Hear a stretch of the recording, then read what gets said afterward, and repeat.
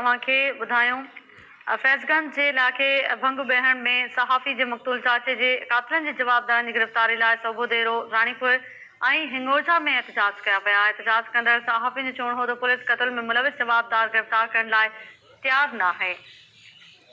फैज़गंज जे इलाइक़े भंग बहण में सहाफ़ी जे मक़तूल चाचे जे जवाबदारनि जी गिरफ़्तारी लाइ सोभो देरो रानीपुर ऐं हिंगोजा में एहतजाज कया विया आहिनि।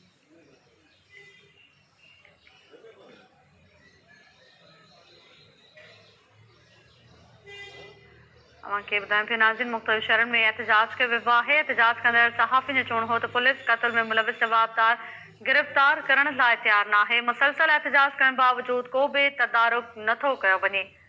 इन ते वधीक ॻाल्हायूं था। ॿुधायूं पिया नाज़रीन सोभो देरो रानीपुर ऐं हिंगोजा में एहतजाज कयो वियो आहे। टाइम न्यूज़ जे रिपोर्टर अब्दुल जब्बार चांग लाइन ते मौजूदु आहे। जी अब्दुल जब्बार चांग, कहिड़ा तफ़सील आहिनि अवां वटि?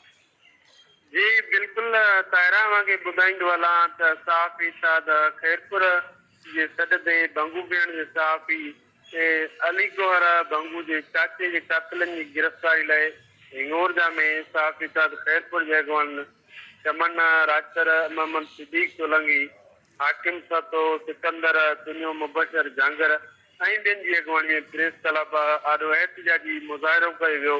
एहतजाज कंदड़ मीडिया सां ॻाल्हाईंदे सहाफ़ी अली गौहर भंगू जे चाचे खे कत्ल कंदड़ जवाबदार अञा ताईं गिरफ़्तार न आहिनि थी सघिया।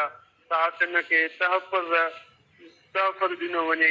हिननि मुतालबो कयो त फौरी तौर ते जेकॾहिं जवाबदार गिरफ़्तार न कया विया त SSP ऑफिस जे ॾाढो धरणो आयो वेंदो। हिननि इहो बि चयो त हिकु पासे सिंध असेंबली में बिल पास कयो थो वञे, ॿिए पासे वरी सहाफ़ियुनि मथां तशदुद, इहो सिधो हिकिड़े सहाफ़ियुनि सां कलम दड़ियुनि सां हिकिड़ी नाइंसाफ़ी आहे। ठीकु आहे, महिरबानी अवां जी अब्दुल जब्बार चांग। अवां तफ़सील ॿुधाया हिंगोजा मां, रज़ा राजपर रानीपुर मां तफ़सील ॿुधाए रहियो हो ऐं फज़ल मोहम्मद सोभो देरो मां तफ़सील ॿुधाया।